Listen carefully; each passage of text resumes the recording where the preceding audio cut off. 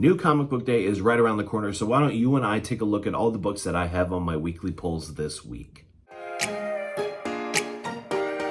Welcome back to the Bland Panel. My name is Jay, and this week we have 12 books on the pull, and as always, we are going to start with DC Comics, where we have 5 books pulled this week. Now, the first book that is on the pull list for us with DC Comics is going to be Absolute Wonder Woman, issue number 4. I have loved every single Absolute title so far, but I have to say Absolute Wonder Woman probably is my favorite. From the action, from the dialogue to the characterization, and of course Hayden Sherman's incredible panel layouts and artwork, it's been my personal favorite. Absolute Batman has Nick Dragotta on art, and I love his panel structure, but the dynamics within Hayden Sherman's art is really something that I admire as a comic book fan. In terms of the characterization, this is the most Diana has felt like Diana, to me at least, in years. I am really enjoying the Tom King run myself. It has its peaks and valleys. This is probably the most she's felt like herself since Daniel Warren Johnson's Wonder Woman Dead Earth. These Absolute books are just continuing to come out. We have 3 new titles coming out this year so far, one being Absolute Martian Manhunter,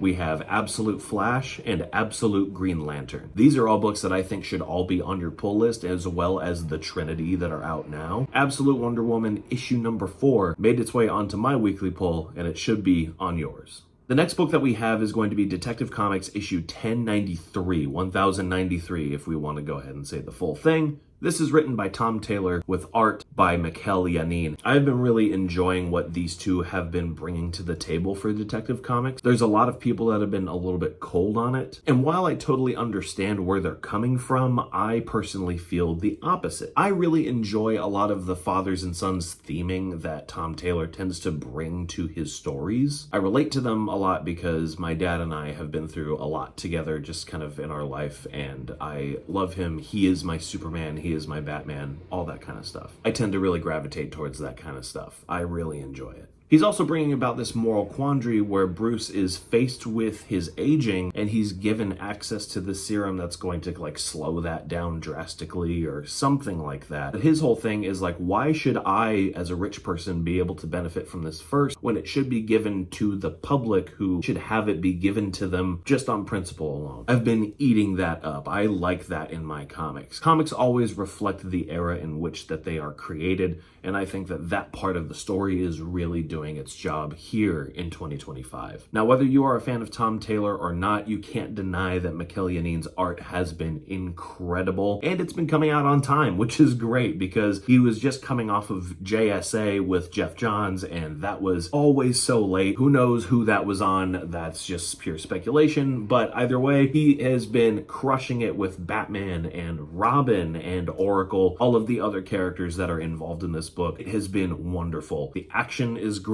Smaller character moments are great. The faces are my personal favorite part of his artwork. This book is on my weekly pull this week, and I'm pretty happy about it. Up next from DC for us is going to be Green Arrow issue number 20. Oliver Queen has been embroiled in this almost noir-esque detective mystery where we get to see the Emerald Archer go up against a character called the Freshwater Killer, and I don't really want to get too far into it because that would just be spoiling the most recent issues, but everything that I've seen so far has really held my interest in a way that I wasn't really prepared for it to. Not to say that I didn't have faith in this run going in, but just having been there month after month for the run with Joshua Williamson, with Jason Isaacs, with all of these other incredible artists along the way, I really enjoyed that, and I was kind of like, okay, maybe this is where I jump off of Green Arrow comics. Who knows? Maybe this is just where I take a step back. And now here we are at issue 20, and I'm locked in. This book is phenomenal, and it should be on your pull list, and it most certainly has a very good spot on mine.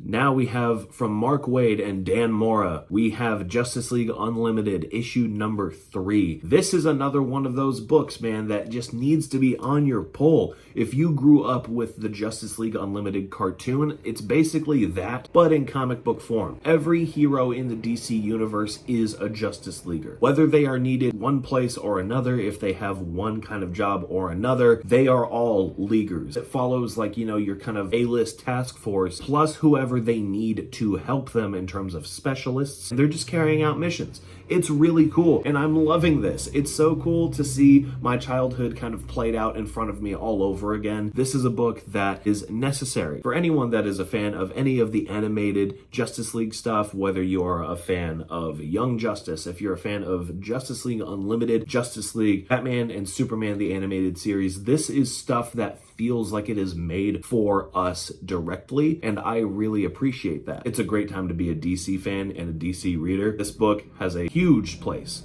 on my weekly pull list. And last for DC today is going to be Superman, issue number 22 by Joshua Williamson with art by Dan Mora. I have been loving the fact that they got Dan Mora on this book. Dan Mora is one of the few artists working today that can really pull off doing 2 monthly books on time, and that's just rare today. This book promises us somewhat of a team up between Doomsday and Superman, and that is something that you don't really get to see a whole lot of these days. This book has a lot of reverence for the Superman animated series as well as 90s and 2000s Superman comic books, and it really shines here. And this is my Superman book. You know, I grew up with the likes of the Superman the animated series, as I just mentioned before when talking about Justice League, but this really feels like that has come back to life here in such a meaningful capacity, and for that reason it has a great place on my pull list. Moving on to Marvel Comics, we have Star Wars: The Battle of Jakku, The Last Stand, issue number 4. This is part 12 of 12 of the Battle of Jakku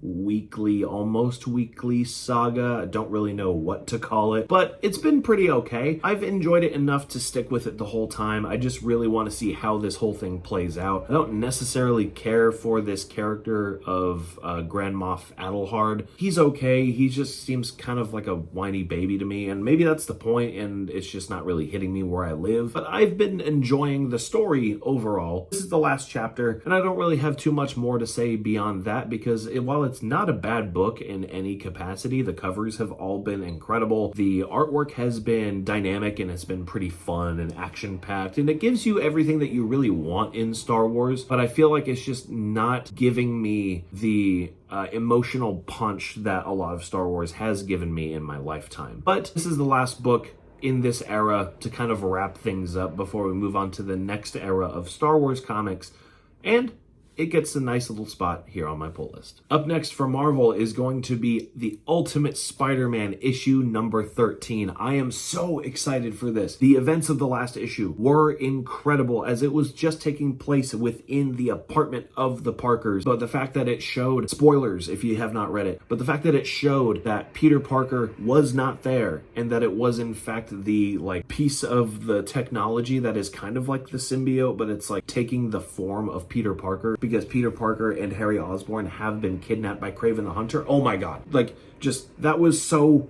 cool to see, especially how Jonathan Hickman decided to structure his dialogue completely around the fact that Peter wasn't talking. Oh my god, just whatever. We don't have to talk about that most recent issue. I am very excited for this issue, because how will Peter Parker and Harry Osborn come back alive from being taken by the greatest hunter of all mankind? This is going to be incredible, and I'm very excited to see in full capacity what Ultimate Kraven is like and how he really affects Spider-Man and his supporting cast. And for that, this goes to the very top of the pile when it comes to my weekly pull list.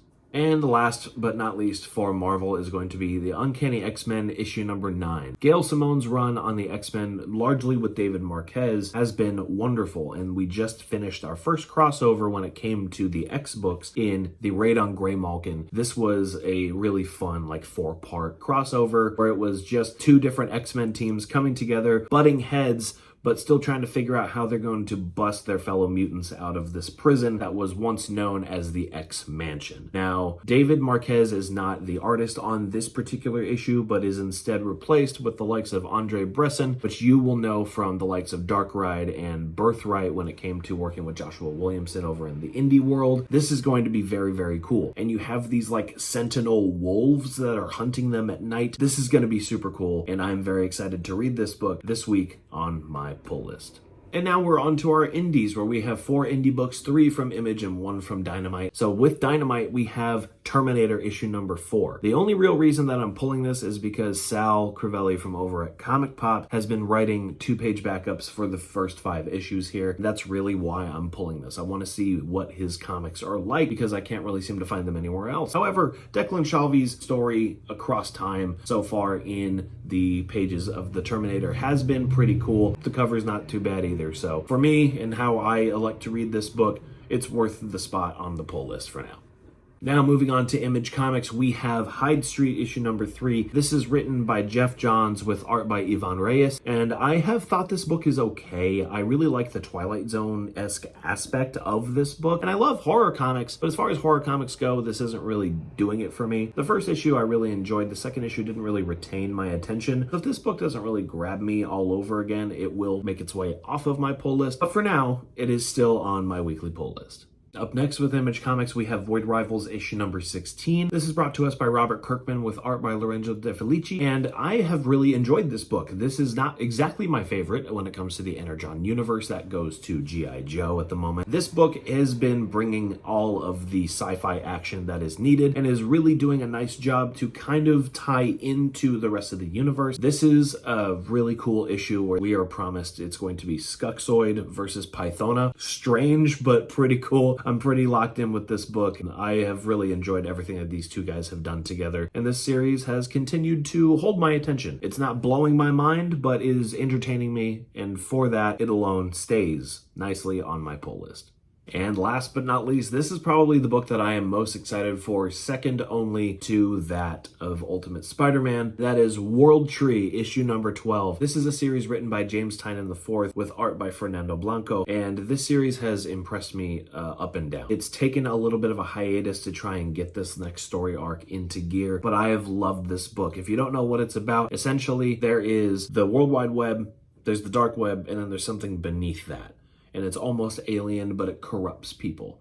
And when these kids unlock that, they think they have sealed it away, but in fact they have not, as someone close to these kids has grown up and has started to kind of spread that virus everywhere. They eventually shut down the internet and kind of make the world kind of go haywire in that sense in order to make sure that whatever is locked away stays locked away. And in this particular story arc, it looks like we're going to be diving into the character of Fear, who is the younger sister of one of our main characters, and she's the one who's kind of going around and spreading all of this techno-organic contagion, so to speak, and it is causing a bunch of murder and mayhem across the world. How does she get there? That's where we're picking up in this book. It's a bit of a backstory, it seems like, and I'm really engaged with this book, and I feel like you should too. If you're a fan of horror, if you're a fan of sci-fi, I think you would really enjoy this book. And this is my number 2 most hyped book of the week by far. I'm very excited for this, and I think you should be too. It should have a spot on your pull list, and it most definitely has one of the highest spots on mine. That's going to do it for us here at the Blam Panel today. Let me know down in the comments below what's on your pull list. I want to know, is there anything that is maybe making its way off of your pull list that you're not too enthused about? Is there anything that you saw in this video that you're excited to put onto your pull list that you maybe weren't reading before? Let me know down in the comments below. I'm very excited to read that, as always. Feel free to like the video, subscribe if you haven't already, and ring the bell so you don't have to miss out on anything that we have going forward here. As always, for the Blam Panel, my name is Jay. Thank you so much for watching, and I'll see you